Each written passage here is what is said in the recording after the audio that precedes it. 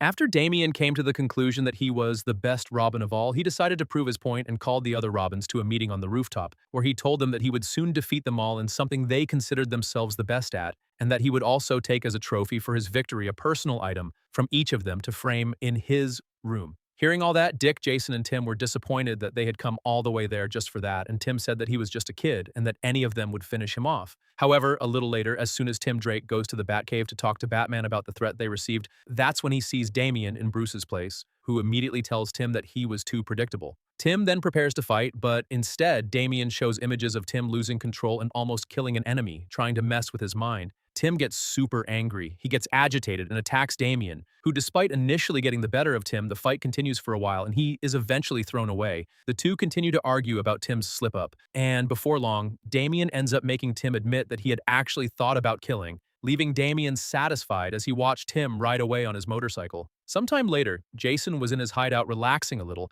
until he sensed that something was wrong. Shortly after being attacked by Damian, Bombianitis Andinan, who was hiding on his roof, waiting for the opportunity to show that he was the best in combat. Jason then grabs his batons while Damian thrusts his sword, and after a long fight where Damian humiliates Jason for having let himself be captured by the Joker, Damian eventually manages to knock down Jason by playing dirty and says that the victory was his, leaving while taking his helmet as a trophy. However, shortly after, Damian and his brothers end up reuniting to defeat some enemies on a mission. And as soon as everything calms down and they have time for themselves, the Night Zone tells Damian that they heard that he already visited Jason and Tim, handing him his old bat as a trophy and saying that there was no reason to fight, because, in case Damian hadn't noticed, he was the only one who still carried the R on his chest.